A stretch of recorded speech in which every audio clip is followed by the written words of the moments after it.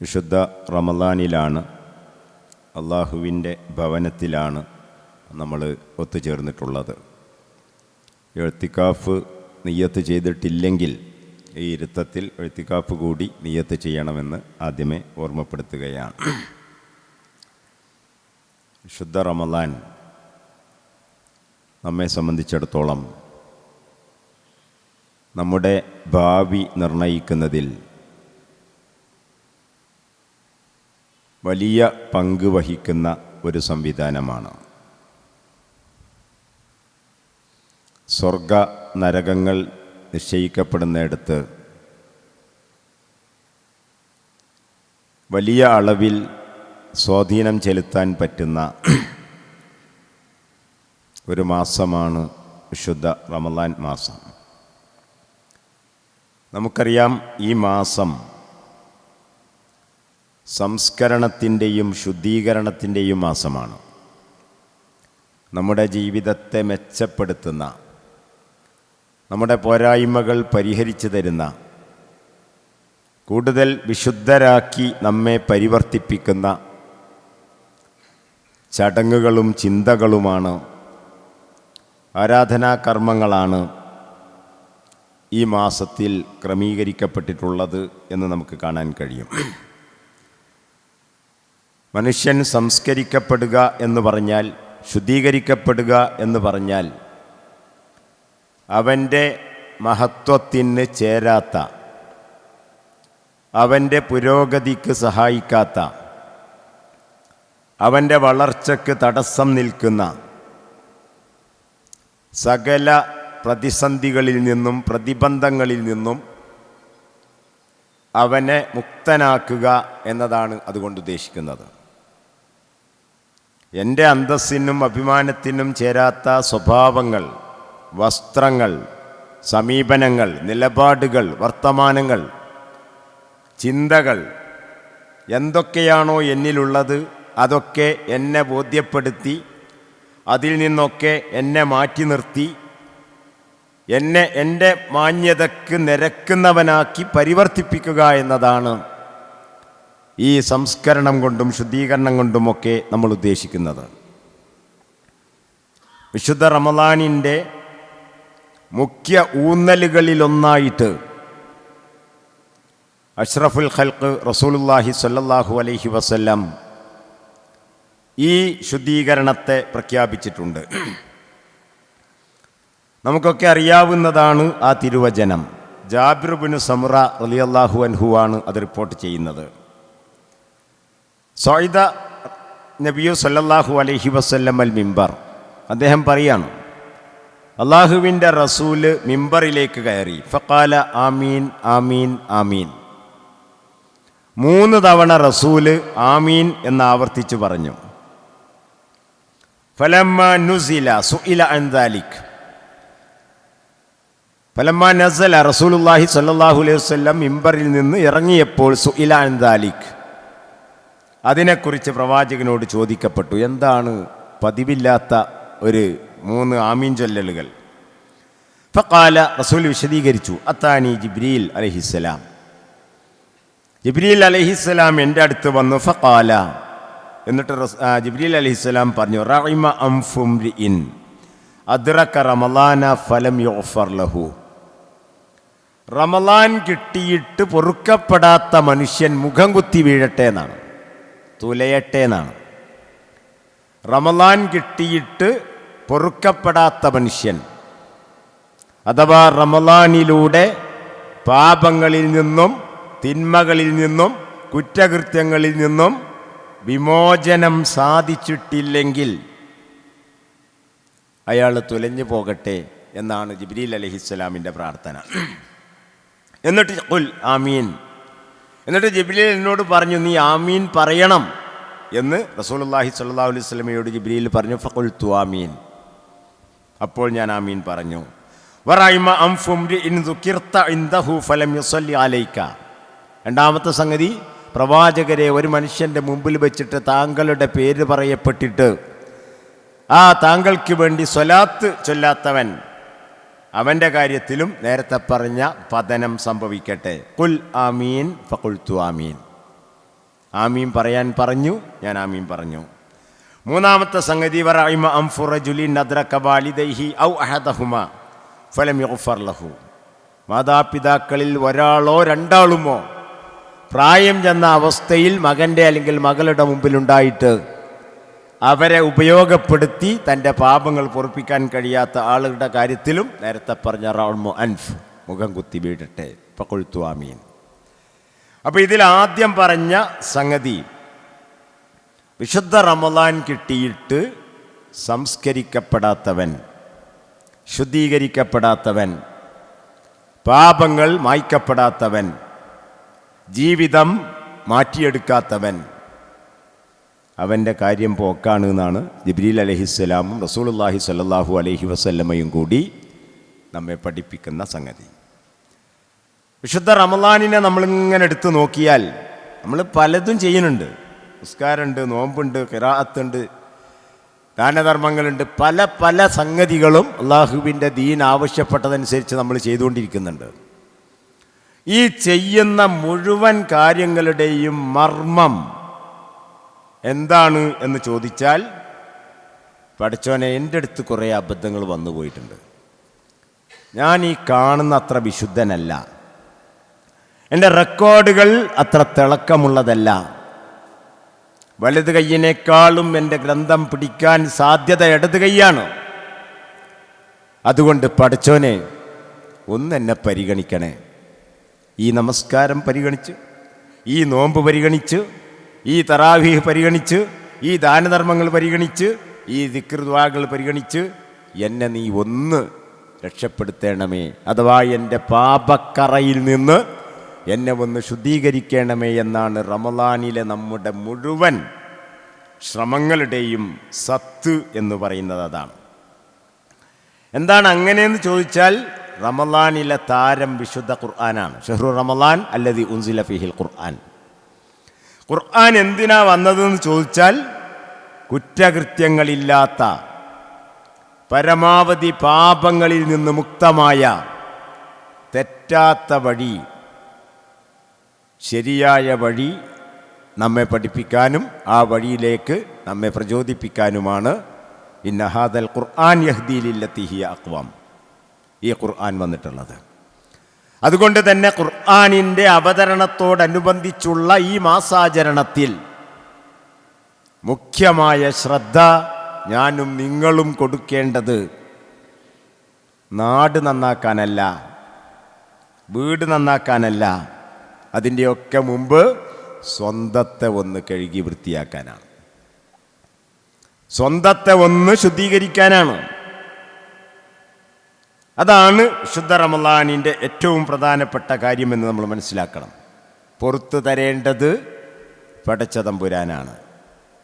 നമുക്ക് അപേക്ഷിക്കാനേ പറ്റൂ, ആ അപേക്ഷ പരിഗണിക്കേണ്ടത് റബ്ബാണ്. അതുകൊണ്ട് റബ്ബിൻ്റെ നിലപാട് ഓപ്പണായിട്ട് നമ്മുടെ മുമ്പിൽ വെക്കുന്നുണ്ട്. ഖുൽ, പ്രവാചകരെ പറഞ്ഞേക്ക്, യാ ഇബാദി, യാ ഇബാദി, എൻ്റെ അടിമകളെ.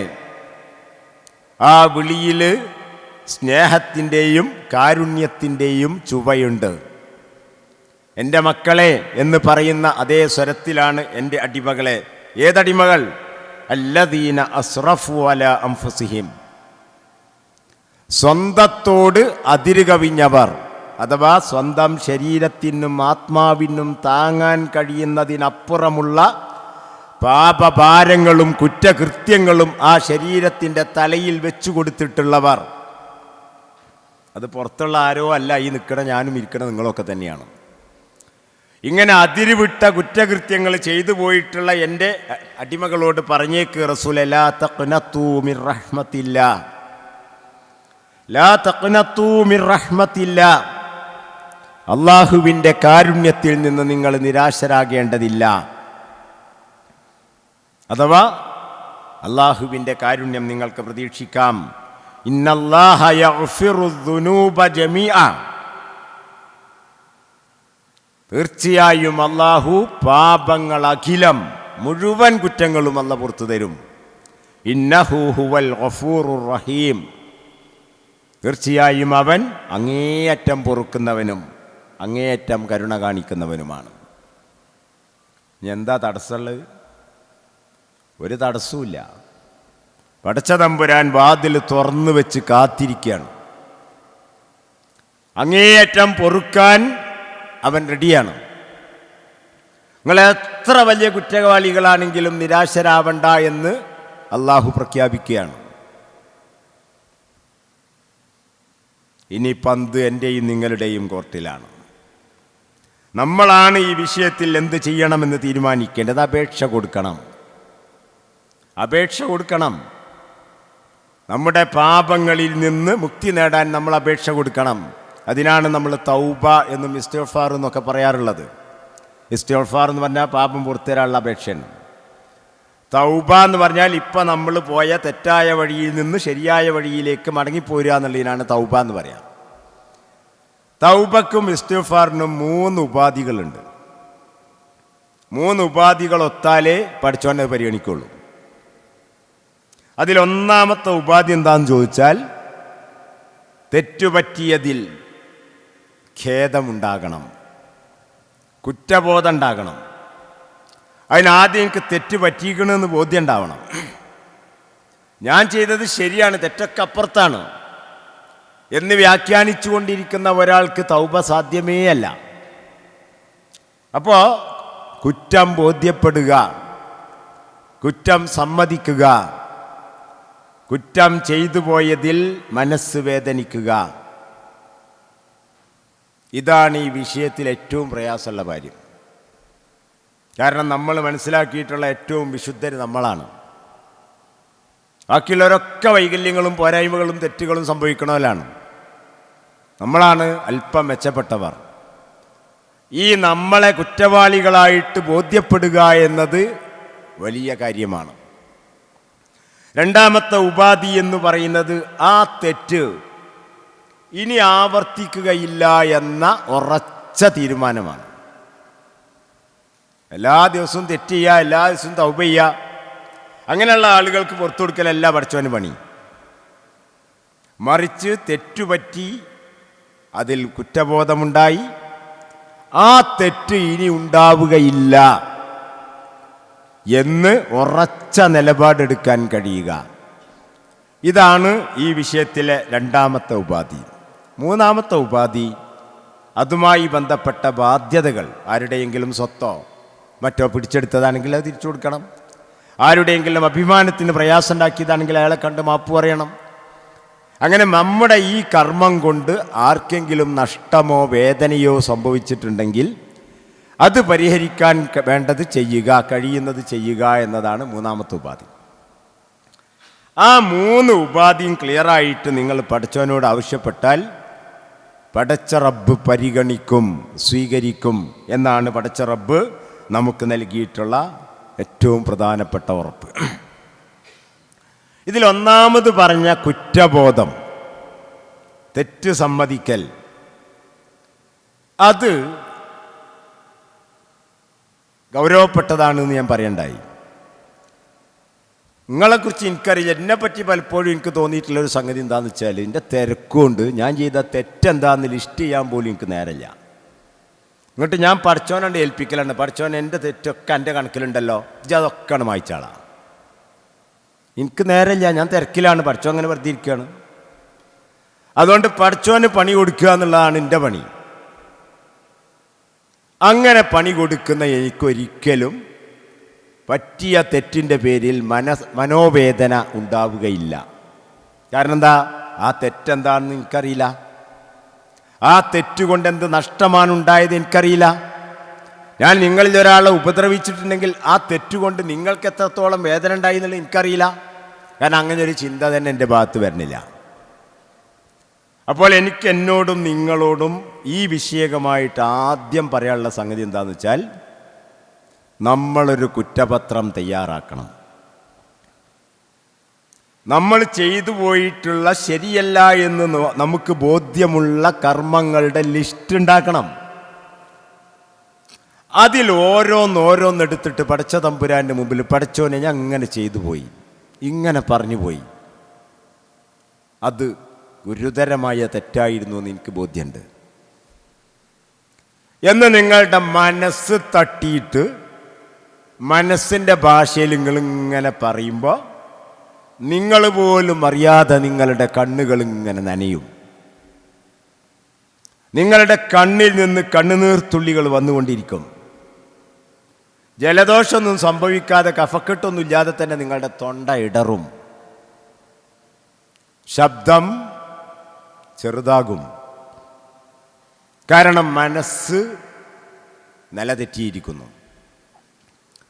മനസ്സിന് തൻ്റെ തെറ്റിനെക്കുറിച്ചുള്ള വേദന ബാധിച്ചിരിക്കുന്നു. ഈ ഏർപ്പാടിനാണ് കൂട്ടരെ തൗബ എന്ന് പറയാം. അങ്ങനെ ഒരു തെറ്റിൻ്റെ പേരിൽ നമ്മൾ ഒരിക്കൽ തൗബ ചെയ്താൽ പിന്നെ ആ തെറ്റ് ചെയ്യാൻ നമുക്ക് കഴിയില്ല.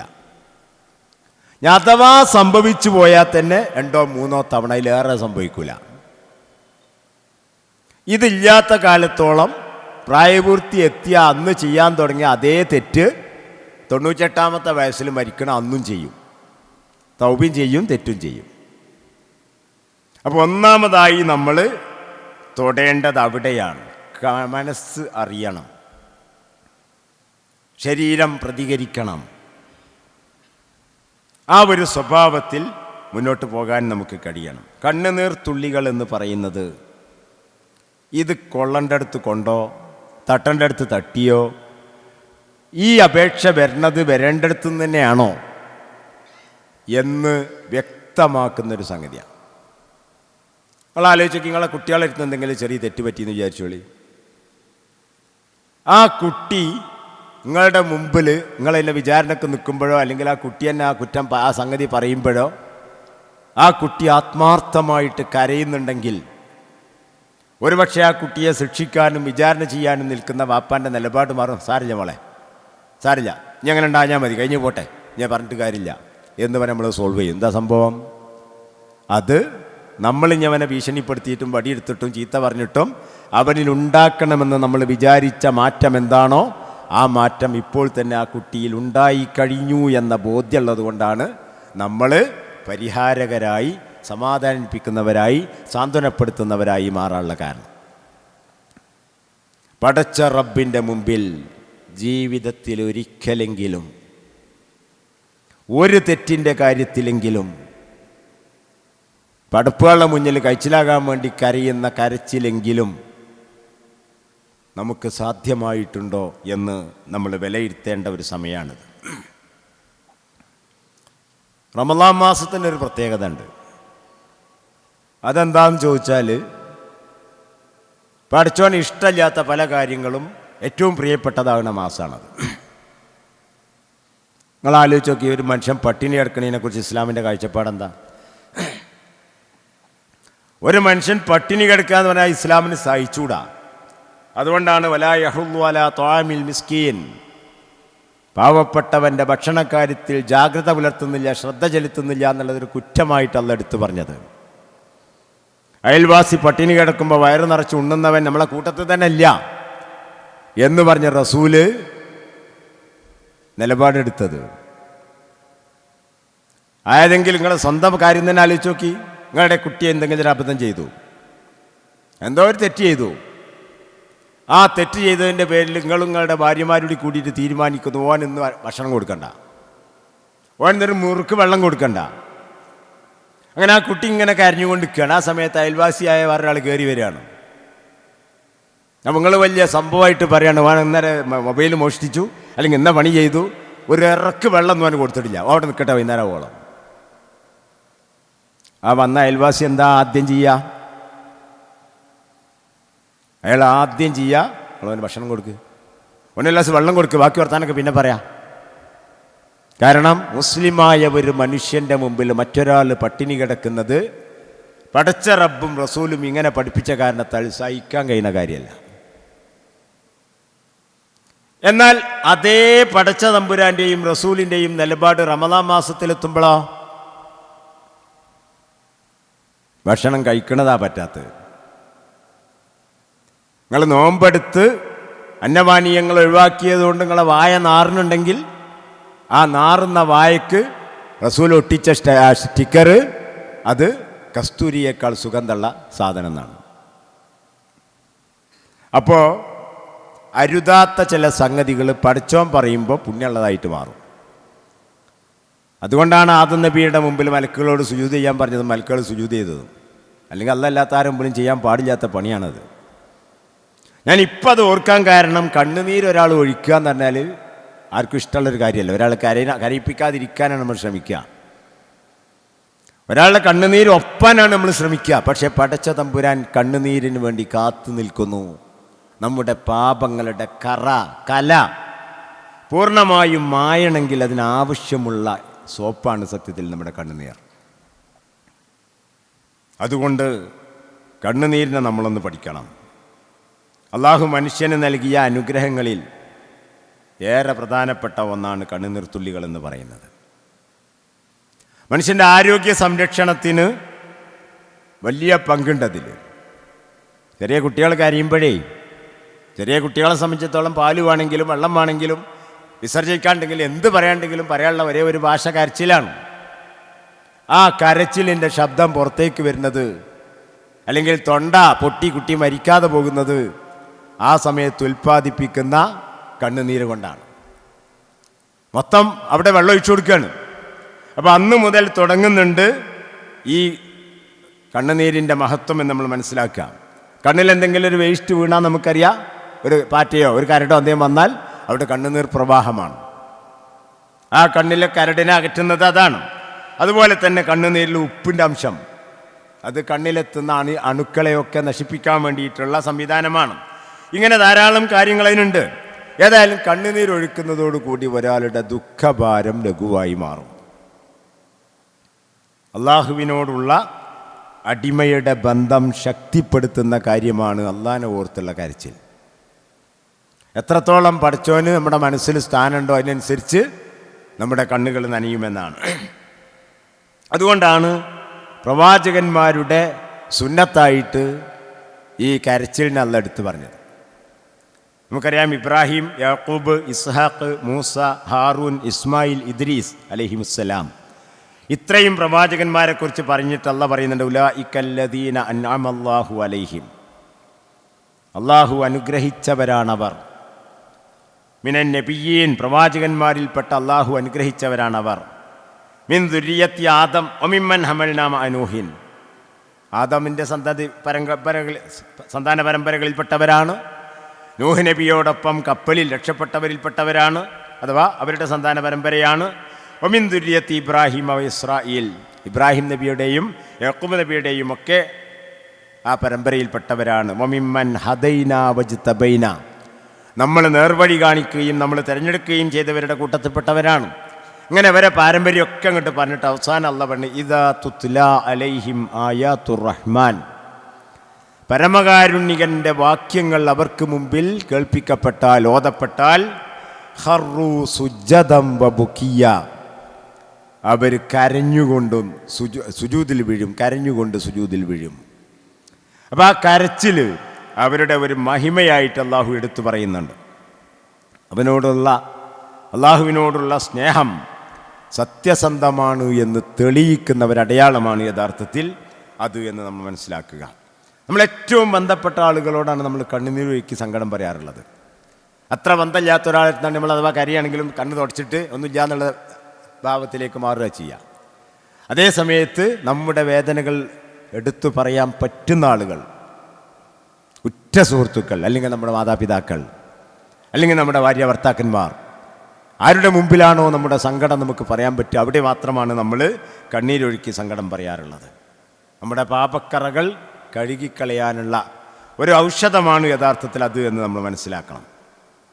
അതുകൊണ്ട് തന്നെ ആരും കാണാതെ ഒഴിഞ്ഞിരുന്ന് പടച്ച റബ്ബിൻ്റെ മുമ്പിൽ കണ്ണുനീരൊഴിക്കുന്നതിനെ അള്ളാഹുവിൻ്റെ റസൂൽ സല്ലല്ലാഹു അലൈഹി വസല്ലം പ്രത്യേകം എടുത്തു പറഞ്ഞിട്ടുണ്ട്.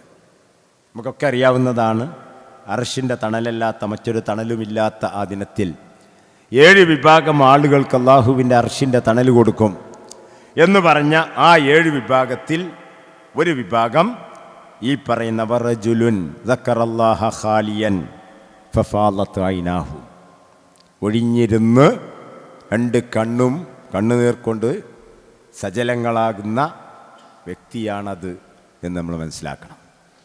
അപ്പോൾ ഇത് വളരെ ശ്രമകരമായൊരു പണിയാണ്, എന്നാൽ വലിയ ഫലപ്രാപ്തിയുള്ള കാര്യവുമാണ് എന്ന് നമ്മൾ മനസ്സിലാക്കുക. അതുപോലെ തന്നെ റസൂലുള്ളാഹി സ്വല്ലല്ലാഹു അലൈഹി വസല്ലമ പറയുന്നുണ്ട്, ഐനാനി ലാ തമസ്സുഹുമാ അന്നാർ, രണ്ട് കണ്ണുകൾ, ആ രണ്ട് കണ്ണുകളെ നരകം സ്പർശിക്കുകയില്ല. അതിലൊന്ന് ഐനുൻ ബക്കത്ത് മിൻ ഖശിയത്തില്ല, അള്ളാഹുവിനെ ഭയപ്പെട്ട് കരഞ്ഞ കണ്ണാണെന്ന്. വൈനുൻ ബാത്തത്ത് തഹറുസു ഫീ സബീലില്ല, അള്ളാഹുവിൻ്റെ മാർഗത്തിൽ ഉറക്കൊഴിച്ച് പാറാവ് നിൽക്കുന്ന കണ്ണാണ് രണ്ടാമത്തേത്. അപ്പോൾ ഒഴിഞ്ഞിരുന്ന അള്ളാഹിൻ്റെ മുമ്പിൽ കരയുക എന്നത് വലിയ നേട്ടങ്ങൾക്ക് വഴിവെക്കുന്ന ഒന്നാണ്. വീണ്ടും തിരുമേനി പറയുന്നുണ്ട്, ലാ യലിജുന്നാറ റജുലുൻ ബക്കാ മിൻ ഖശിയത്തില്ലാഹി ഹത്താ യഊദൽ ലബനു ഫിൽ ദർ, കറന്നെടുത്ത പാല് വീണ്ടും അകട്ടിലേക്ക് തന്നെ തിരിച്ച് എത്തുന്നത് വരെ അള്ളാഹുവിനെ ഭയപ്പെട്ട് കരഞ്ഞ ഒരാൾ നരകത്ത് പ്രവേശിക്കുകയില്ല എന്ന് പറഞ്ഞാൽ ഒരിക്കലും നരകത്ത് പ്രവേശിക്കുകയില്ല എന്നാണ് ആ പറഞ്ഞതിൻ്റെ അർത്ഥം. ഞാൻ നേരത്തെ സൂചിപ്പിച്ചു, റമളാനിൽ സാധാരണ പറ്റാത്ത ചില കാര്യങ്ങൾ അല്ലാഹ്ക്ക് ഇഷ്ടമാണ്. ഇതിനെക്കുറിച്ച് റസൂലുള്ളാഹി സ്വല്ലല്ലാഹു അലൈഹി വസല്ലം പഠിപ്പിക്കുന്ന ഒരു വാക്ക് ഇങ്ങനെയാണ്, ലൈസ ഷൈഉൻ അഹബ്ബ ഇലല്ലാഹി മിൻ ഖത്രതൈനി വഅസ്റൈൻ, രണ്ട് തുള്ളികളെക്കാളും രണ്ട് പാടുകളെക്കാളും അടയാളങ്ങളെക്കാളും അള്ളാഹ്ക്ക് ഇഷ്ടപ്പെട്ടതൊന്നുമില്ല. അതിൽ ഖത്രത്തു ദംഇൻ മിൻ ഖശിയത്തില്ല, അതിലൊന്നാമത്തെ തുള്ളി എന്ന് പറയുന്നത് അള്ളാഹുവിനെ ഭയപ്പെട്ടുകൊണ്ട് വരുന്ന കണ്ണുനീർത്തുള്ളികളാണ്. ഖത്രത്തു ദമിൻ യുഹ്റാഖു ഫീ സബീലില്ല, രണ്ടാമത്തെ തുള്ളി എന്ന് പറയുന്നത് അള്ളാഹുവിൻ്റെ മാർഗത്തിൽ ചിന്തപ്പെടുന്ന രക്തത്തുള്ളിയാണ്. അടയാളങ്ങൾ രണ്ടെണ്ണം പറഞ്ഞത്, ഒന്ന് ഫഅസ്റുൻ ഫീ സബീലില്ല, അള്ളാഹിൻ്റെ മാർഗത്തിൽ പോരാടിയിട്ടുണ്ടായ പരിക്കുകളാണ്, അതിൻ്റെ അടയാളങ്ങളാണ്. രണ്ടാമത്തേത് അള്ളാഹുവിൻ്റെ നിർബന്ധ ബാധ്യതകൾ നിർവഹിച്ചതിൻ്റെ പേരിലുണ്ടാകുന്ന അടയാളങ്ങളാണ്. അപ്പോൾ രക്തത്തുള്ളിയും കണ്ണുനീർത്തുള്ളിയും അള്ളാഹു ഏറെ ഇഷ്ടപ്പെടുന്നതായിട്ടാണ് ആ ഹദീസിൽ നമുക്ക് കാണാൻ കഴിയുന്നത്. ഇങ്ങനെയൊക്കെ ആയതുകൊണ്ട് തന്നെ നമ്മുടെ മുൻഗാമികളായ ആളുകൾ വലിയ പ്രാധാന്യവും പരിഗണനയും ഈ വിഷയത്തിന് കൊടുത്തിരുന്നു. അബ്ദുല്ലാഹിബ്നു ഉമർ റളിയല്ലാഹു അൻഹുമ പറയുന്നുണ്ട്, ലഅൻ അദ്മഅ മിൻ ഖശിയത്തില്ലാഹി അഹബ്ബു ഇലയ്യ മിൻ അൻ അത്തസദ്ദഖ ബി അൽഫി ദീനാർ, 1000 ദീനാർ ദാനം ചെയ്യുന്നതിനേക്കാളും എനിക്കിഷ്ടം അള്ളാഹുവിനെ ഭയപ്പെട്ട് ഒരു തുള്ളി കണ്ണുനീരുറ്റിക്കുന്നതാണ്. 1000 ദീനാർ ദാനം ചെയ്യുന്നതിനേക്കാളും എനിക്കിഷ്ടം അള്ളാഹുവിനെ ഭയപ്പെട്ട് ഒരു തുള്ളി കണ്ണുനീരുറ്റിക്കുന്നതാണ്. കഅബുൽ അഹ്ബാർ റഹ്മത്തുള്ളാഹി അലൈഹി പറയുന്നുണ്ട്, ലഅൻ അബ്കിയ മിൻ ഖശിയത്തില്ല, അള്ളാഹിനെ പേടിച്ച് ഞാൻ കരയുന്നത്, ഫതസീലു ദുമൂഇ അലാ വജ്നതി, എന്നിട്ട് എൻ്റെ കവിളിലൂടെ ആ കണ്ണുനീരൊഴുകുന്നത്, അഹബ്ബു ഇലയ്യ മിൻ അത്തസദ്ദഖ ബി വസ്നി ദഹബ, എൻ്റെ തൂക്കം എത്ര ഉണ്ടോ അത്രയും കനം സ്വർണം ദാനം ചെയ്യുന്നതിനേക്കാൾ എനിക്കിഷ്ടം അതാണ് എന്ന് അദ്ദേഹം പറയുന്നുണ്ട്. റസൂലുള്ളാഹി സ്വല്ലല്ലാഹു അലൈഹി വസല്ലമ അള്ളാഹുവിനോട് അഭയം തേടിയിരുന്ന കാര്യങ്ങളിൽ ഇത് നമുക്ക് കാണാൻ പറ്റും. അല്ലാഹുമ്മ ഇന്നി അഊദു ബിക മിൻ ഇൽമിൻ ലാ യൻഫഅ, പടച്ചോനെ പ്രയോജനപ്പെടാത്ത അറിവിൽ നിന്ന് ഞാൻ നിന്നോട് അഭയം തേടുന്നു. വമിൻ നഫ്സിൻ ലാ തഷ്ബഅ, മതിവരാത്ത ശരീരം, എത്ര തിന്നാലും വയറ് നിറയാത്ത അവസ്ഥ, അല്ലെങ്കിൽ എത്ര ആസ്വദിച്ചാലും എത്ര അനുഭവിച്ചാലും പോരാ എന്ന് തോന്നുന്ന അവസ്ഥയിൽ നിന്നും വമിൻ ഐനിൻ ലാ തദ്മഅ, വമിൻ ഐനിൻ ലാ തദ്മഅ, കണ്ണുനീർ ചുരത്താത്ത കണ്ണിൽ നിന്നും പഠിച്ചവനെ ഞാൻ നിന്നോട് അഭയം തേടുന്നു. അപ്പോൾ ഇത് പിന്നെ പറഞ്ഞത് വമിൻ ദഅവത്തിൻ ലാ യുസ്തജാബു ലഹ, ഉത്തരം കിട്ടാത്ത പ്രാർത്ഥനയിൽ നിന്നും ഞാൻ നിന്നോട് അഭയം തേടുന്നു എന്നാണ്. അപ്പോൾ നമ്മളെ ഒന്ന് വിലയിരുത്താത്തതേ പ്രശ്നമുള്ളൂ. നമ്മളെക്കുറിച്ചൊന്ന് വിലയിരുത്തിയാൽ നമ്മളറിയാതെ തന്നെ കണ്ണുനീരും പ്രയാസങ്ങളൊക്കെ വരും. കരയാതിരുന്നാൽ എന്താ സംഭവിക്കുക എന്നുള്ളതും കൂടി പണ്ഡിതന്മാർ വിശദീകരിക്കുന്നുണ്ട്. ഇമാം ഇബ്നുൽ ഖയ്യിം റഹിമഹുല്ലാ പറയുന്നുണ്ട്, വമത്താ അഖ്ഹതത്തിൽ ഐനു മിനൽ ബുകാഇ മിൻ ഖശിയത്തില്ലാഹി തആല ഫഅലം അന്ന ഖഹ്തഹ ഇന്നമാ ഹുവ മിൻ ഖസ്വത്തിൽ ഖൽബ്, അള്ളാഹുവിനെ ഭയപ്പെട്ട് കരയുന്നതിൽ നിന്ന് എപ്പോൾ കണ്ണിന് വരൾച്ച ബാധിക്കുന്നുവോ, അഥവാ എപ്പോൾ കരയാതിരിക്കുന്നുവോ നീ മനസ്സിലാക്കിക്കോ, ആ വരൾച്ച ഹൃദയകാഠിന്യത്തിൻ്റെ ഫലമാണ്. അബ്വാദുൽ ഖുലൂബി മിനല്ലാഹ്, മനസ്സ് അള്ളാഹുവിൽ നിന്ന് അകന്നതിൻ്റെയും ഫലമാണ്. അപ്പോൾ റബ്ബിനെ ഓർത്ത് നമുക്ക് തീരെ കരയാൻ കഴിയുന്നില്ലെങ്കിൽ അത് നമ്മുടെ മനസ്സ് കടുത്തുപോയതിൻ്റെയും മനസ്സ് അള്ളാഹുവിനോടുള്ള അകലം വർദ്ധിച്ചു പോയതിൻ്റെയും അടയാളമാണ് എന്നാണ് ഇമാം ഇബ്നുൽ ഖയ്യിം റഹിമഹുല്ല പറയുന്നത്. ഇത് നമുക്കൊക്കെ ഉള്ളൊരു പ്രശ്നമാണ്. സ്ഥിരമായി ഇങ്ങനെ ഉള്ള കാര്യങ്ങൾ നമ്മൾ ഗൗനിക്കൂല. പെട്ടെന്ന് പുതിയത് എന്തേണ്ടാവുമ്പോൾ മാത്രമേ ഗൗനിക്കുള്ളൂ. ഒരു അസുഖമാണെങ്കിലും സ്ഥിരമുള്ളൊരു അസുഖമാണെങ്കിൽ നമ്മൾ മൈൻഡ് ചെയ്യില്ല. ഏത് കാര്യവും അങ്ങനെയാണ്. റസൂലുള്ളാഹി സ്വല്ലല്ലാഹു അലൈഹി വസല്ലമ പറഞ്ഞ ഒരു പോയിന്റ് ശ്രദ്ധിക്കുന്നത് നല്ലതാണ്. ഇന്നൽ മുഅ്മിൻ, വിശ്വാസിയായ മനുഷ്യൻ, ഇദാ അദ്നബ, അവനൊരു തെറ്റ് ചെയ്താൽ, കാനത്ത് നുക്തത്തൻ സൗദാ ഫി ഖൽബി, ആ തെറ്റ് അവൻ്റെ ഹൃദയത്തിൽ ഒരു കറുത്ത പുള്ളിയായിട്ട് നിലനിൽക്കും. ഒരു തെറ്റ് ചെയ്താൽ ഒരു പുള്ളി വീഴും.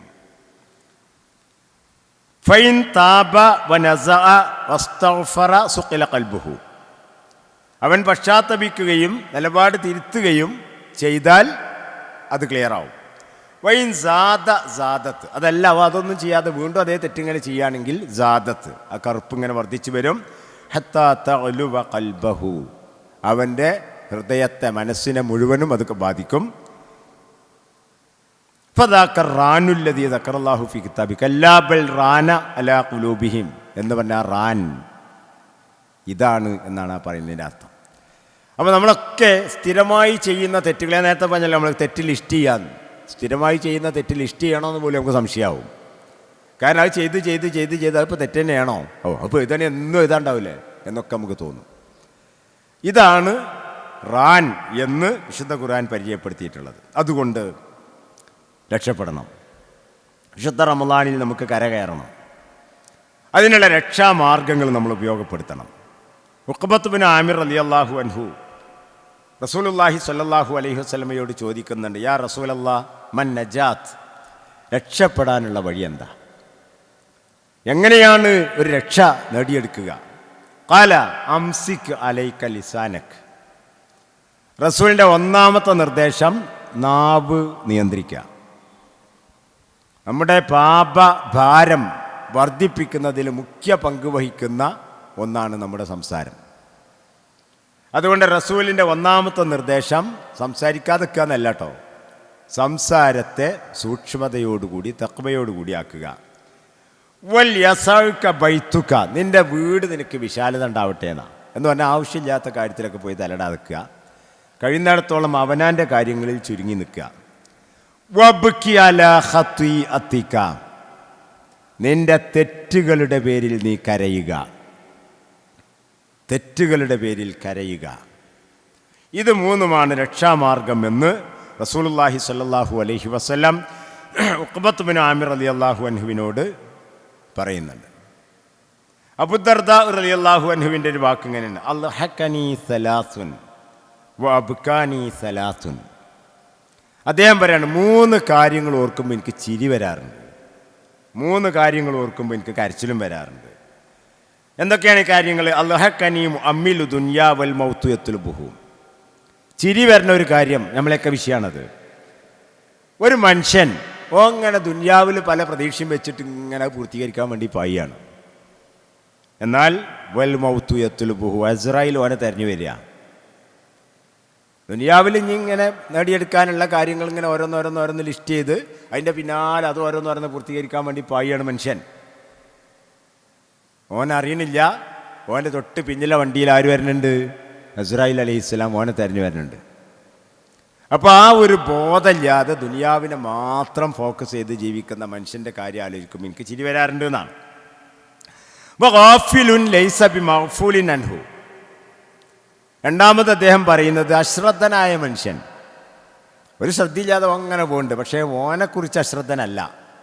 ഓൻ്റെ വാക്കുകളും പ്രവർത്തനങ്ങളും കർമ്മങ്ങളും ഒക്കെ രേഖപ്പെടുത്തേണ്ടവർ രേഖപ്പെടുത്തുന്നുണ്ട്, എല്ലാം നടക്കുന്നുണ്ട്. പക്ഷേ ഓൻ ആ ജാതി ഒരു ശ്രദ്ധയില്ലാതെ കടന്നു പോവുകയാണ്. മൂന്നാമത്തെ ആൾ വല്ലാഹിക്കുൻ മിൽ അഫീഹി ലാ യദ്രി അർളിയ അൻഹു അം സഹിത. വായ നിറയെ ചിരിക്കുന്നുണ്ട് ഒരാൾ. അള്ളാഹ് ഓനെ ഇഷ്ടപ്പെട്ടിട്ടുണ്ടോ വെറുത്തിട്ടുണ്ടോ എന്നൊന്നും ഓനറിയില്ല. ഓൻ നല്ല സന്തോഷത്തിൽ ആറാടി അങ്ങനെ പോവുകയാണ്. ഈ 3 ടീമിനെ കുറിച്ചും ആലോചിക്കുമ്പോൾ എനിക്ക് ചിരി വരാറുണ്ട് എന്നാണ്. അബ്കാനി ഫിറാഖു അഹബിൽ അഹിബ മുഹമ്മദ് സല്ലല്ലാഹു അലൈഹി വസല്ലം വസഹബി. റസൂലുള്ളാഹി സ്വല്ലല്ലാഹു അലൈഹി വസല്ലമയും അനുചരന്മാരും ഇഷ്ടപ്പെടാവുന്നവരിൽ ഏറ്റവും ഇഷ്ടപ്പെട്ടവരായ ഈ ആളുകൾ പിരിഞ്ഞു പോയത് ഓർക്കുമ്പോൾ, മരിച്ചു പോയത് ഓർക്കുമ്പോൾ കരച്ചിൽ വരാറുണ്ട്. വഹൗലൽ മത്ലഇ വൽ വുഖൂഫി ബൈന യദയില്ലാഹി യൗമ തബ്ദു സരീറ അലാനിയ. എല്ലാ രഹസ്യങ്ങളും പരസ്യമാകുന്ന ആ ദിനത്തിൽ പടച്ച തമ്പുരാൻ്റെ മുമ്പിൽ നിൽക്കേണ്ട ആ നൃത്തത്തെക്കുറിച്ച് ആലോചിക്കുമ്പോൾ കരച്ചിൽ വരാറുണ്ട്. ഫലാ യദ്രീലൽ ജന്ന അമിലന്നാർ. സ്വർഗത്തുക്കാണോ നരകത്തുക്കാണോ എന്ന് ആലോചിക്കുമ്പോഴും കരച്ചിൽ വരാറുണ്ട് എന്നാണ് അബൂദർദ റളിയല്ലാഹു അൻഹു പറഞ്ഞത്. ഞാൻ അവസാനിപ്പിക്കുകയാണ്. നമ്മൾ എന്താ വേണ്ടത്, ഈ വിഷയത്തിൽ എന്താ വേണ്ടത് എന്നുള്ളൂടി പറഞ്ഞാൽ അവസാനിപ്പിക്കാം. ഒന്നാമത് വേണ്ടത് സ്വർഗവും നരകവും നമ്മുടെ പ്രതിനിധിയായ പ്രവാചകൻ സല്ലല്ലാഹു അലൈഹി വസല്ലമയെ നേർക്ക് നേരെ കൊണ്ടുപോയി പഠിച്ചവൻ കാണിച്ചു കൊടുത്തിട്ടുണ്ട്. ആ കണ്ടതിൻ്റെ ദൃക്സാക്ഷി വിവരണം റസൂലുള്ളാഹി സ്വല്ലല്ലാഹു അലൈഹി വസല്ലമ ഒട്ടും കൂട്ടാതെ കുറക്കാതെ നമുക്ക് പറഞ്ഞു തന്നിട്ടുണ്ട്. നമുക്ക് കഴിയേണ്ട ഒരു കാര്യം, നമ്മൾ ശ്രമിക്കേണ്ട ഒരു കാര്യം, സ്വർഗത്തെയും നരകത്തെയും മനസ്സുകൊണ്ടൊന്ന് കാണാൻ ശ്രമിക്കുക. ബുദ്ധി കൊണ്ട് അറിഞ്ഞാൽ പോരാ,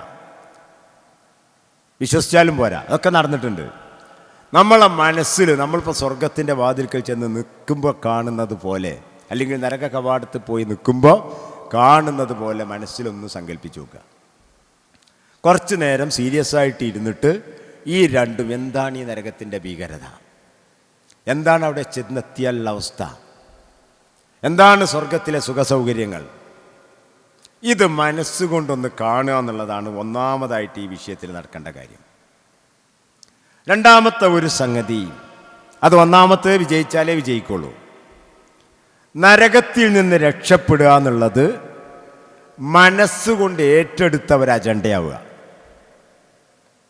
ആ പറഞ്ഞ നിങ്ങൾക്ക് മനസ്സിലായോന്നറിയില്ല. നമ്മൾ ചില കാര്യങ്ങൾ മനസ്സുകൊണ്ടാണ് ഏറ്റാൽ, ഇപ്പോൾ ഒരാൾക്ക് സുഖമില്ല, സീരിയസ് ആയ രോഗിയാണ്, ആ രോഗിയെ പരിചരിക്കാൻ വേണ്ടി വേണ്ടത് എന്താ അങ്ങോട്ട് ചെയ്യും എന്ന് തീരുമാനിച്ച് ഒപ്പം നിൽക്കുന്ന ഒരു വ്യക്തിയെ നിങ്ങൾ ആലോചിച്ച് നോക്കി. രോഗിയുടെ ബന്ധുവാകാം, പുറത്തുള്ള ആളാകാം. അവന് ഭക്ഷണം പ്രശ്നമല്ല, വെള്ളം പ്രശ്നമല്ല, ഉറക്കം പ്രശ്നമല്ല, കൊതുക് പ്രശ്നമല്ല, കുറേ നേരം നിൽക്കുന്നു എന്നുള്ളത് പ്രശ്നമല്ല, ഒന്നും അവന് പ്രശ്നമല്ല. ഓൻ ഒരൊറ്റ പ്രശ്നമുള്ളൂ, ഈ മനുഷ്യൻ്റെ അസുഖം സുഖമായി കിട്ടണം. എന്തേ സംഭവിച്ചത്? അയാളുടെ മനസ്സ് ആ വിഷയാണ്ട് ഏറ്റെടുത്തു. മനസ്സ് ഏറ്റെടുത്തിട്ടില്ലെങ്കിലോ അയാളെ കാലുകാട്ടിയും, വിശക്കും, ദാഹിക്കും, ഉറക്കം വരും, ഞാൻ പോയി വരട്ടാന്ന് പറയും, ഒക്കെ സംഭവിക്കും. അപ്പം നരകത്തിൽ നിന്ന് കരകയറുക എന്നത് നാവുകൊണ്ട് പറഞ്ഞാൽ പോരാ, മനസ്സ് അണ്ട് ഏറ്റെടുക്കണം. അതിന് നമ്മുടെ മനസ്സിനെ പാകപ്പെടുത്തിയാൽ ഈ വിഷയത്തിൽ നമുക്ക് വിജയിക്കാൻ കഴിയും. അതേപോലെ തന്നെ മനസ്സിൻ്റെ വേറൊരു ഭാഗത്ത് ഞാൻ ആദ്യം ഓതി വെച്ച ആയത്വാർത്ഥം, ഞാൻ എത്ര വലിയ കുറ്റവാളിയാണെങ്കിലും എന്നെ തോൽപ്പിക്കുന്ന കരുണാവാരിധിയും പൊറുക്കലിൻ്റെ ആളുമാണ് എൻ്റെ റബ്ബ്. അതുകൊണ്ട് ഞാൻ ചോദിച്ചാൽ റബ്ബ് തരും. ഇദാ സഅലക ഇബാദി അന്നി ഫഇന്നി ഖരീബ് ഉജീബു ദഅവത ദാഇ ഇദാ ദഅാനി ഫലസ്തജീബു ലീ വൽയുമിനൂ ബി ലഅല്ലഹും യർഷദൂൻ. ഈ ആയത്ത് അതിന് മുമ്പും പിമ്പും നോമ്പ് വിഷയങ്ങളാണ്. നോമ്പിൻ്റെ അടിയിലാണ് അള്ളാഹു പിറ്റേത് എന്ന് പറഞ്ഞാൽ നോമ്പിൻ്റെ അത് പ്രത്യേകം ഉണ്ട് എന്നാണ്. അപ്പം നമ്മളെ മനസ്സിനത് ബോധ്യപ്പെടുത്തുക. ഞാൻ ചോദിച്ചാൽ റബ്ബ് തരും, ഞാൻ റബ്ബിനോട് ചോദിക്കും. ഇതാണ് അടുത്ത സംഗതി. പിന്നെ ഞാൻ നേരത്തെ സൂചിപ്പിച്ചു, നമ്മൾ ചെയ്ത കുറ്റത്തെക്കുറിച്ച് കൃത്യമായ ബോധ്യം വേണം. പാതിരാത്രിയിൽ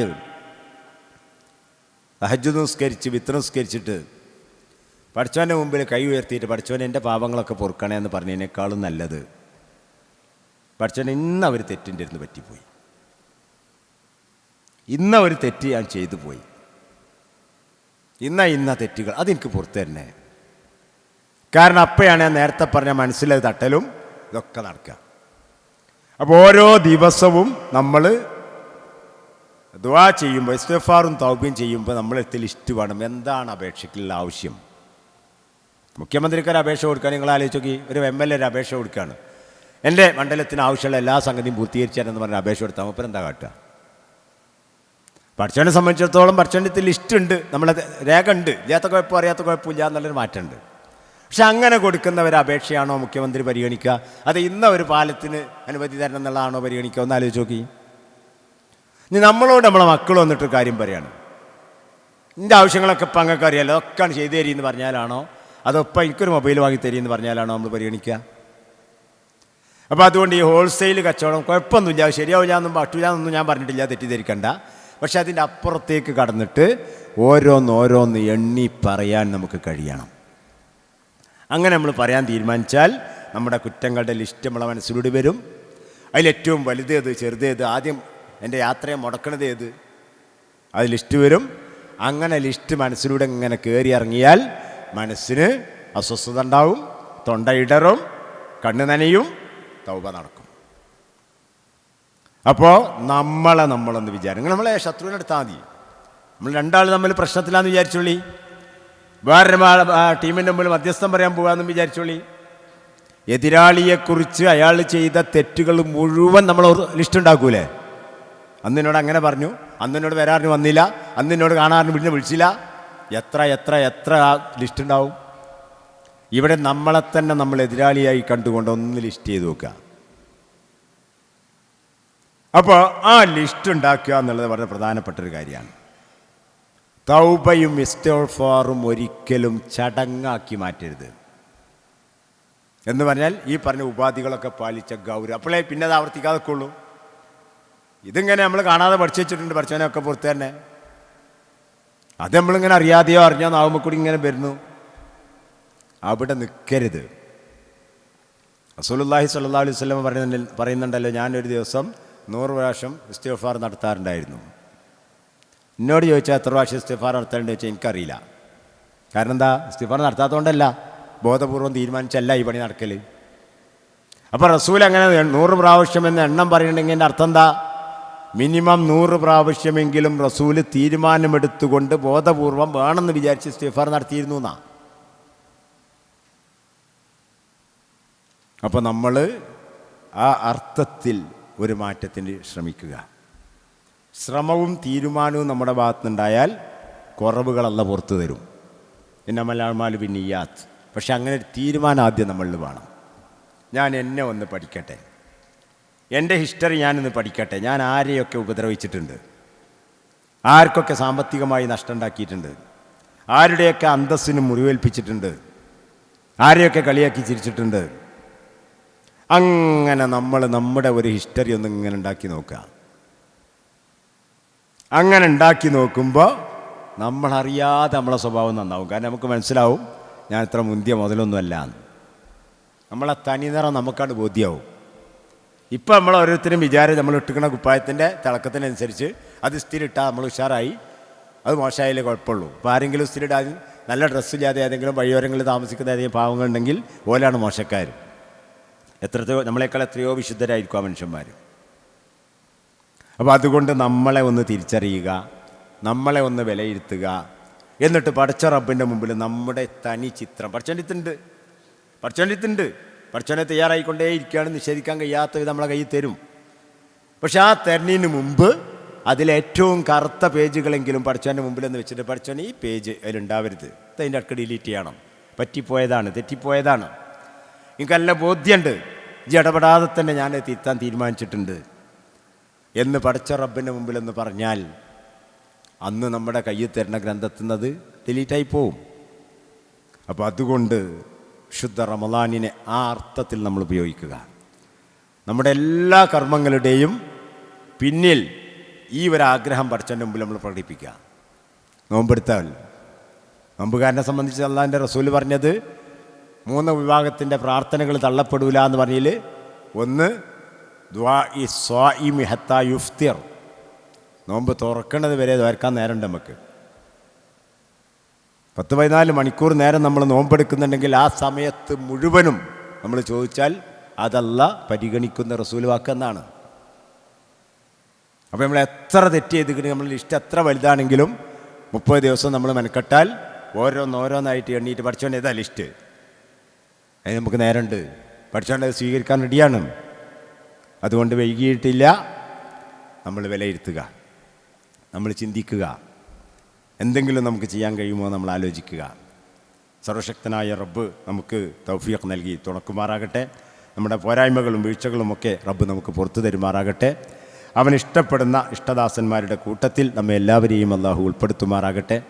വിശുദ്ധ റമളാനിനെ ഏറ്റവും നന്നായി പ്രയോജനപ്പെടുത്താനുള്ള ഈമാനും തൗഫീഖും റബ്ബ് നമുക്കെല്ലാവർക്കും നൽകുമാറാകട്ടെ. ജീവിതത്തിൽ വലിയ മാറ്റങ്ങൾ വരുത്തുന്നവർ റമളാനാക്കി ഈ റമളാനിനെ അള്ളാഹു പരിവർത്തിപ്പിക്കുമാറാകട്ടെ. റബ്ബനാ ളലംനാ അൻഫുസനാ വഇല്ലം തഗ്ഫിർ ലനാ വതർഹംനാ ലനകൂനന്ന മിനൽ ഖാസിരീൻ. അല്ലാഹുമ്മ അഹ്യിനാ അലൽ കിതാബി വസ്സുന്ന വഅമിത്നാ മഅൽ ഈമാനി വത്തൗബ. അല്ലാഹുമ്മ സല്ലിംനാ മിൻ ആഫാത്തിദ് ദാറൈൻ വർസുഖ്നാ സഅദാത്തിദ് ദാറൈൻ. റബ്ബനാ ഹബ് ലനാ മിൻ അസ്വാജിനാ വദുരിയാതിനാ ഖുർറത അയ്യുൻ വജ്അൽനാ ലിൽ മുത്തഖീന ഇമാമാ.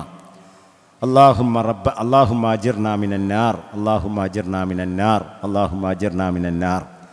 اللهم تقبل منا صلاتنا وصيامنا وقيامنا وركوعنا وسجودنا. اللهم تمم تقصيرنا واستجب دعاءنا إنك مجيب الدعاء. اللهم أدخلنا الجنة بباب ريان. اللهم أدخلنا الجنة بباب ريان. اللهم أدخلنا الجنة بباب ريان. ربنا تقبل منا إنك أنت السميع العليم وتب علينا إنك أنت التواب الرحيم وارحمنا بأنواع رحمتك يا أرحم الراحمين. وآخر دعوانا أن الحمد لله رب العالمين. والسلام عليكم ورحمة الله.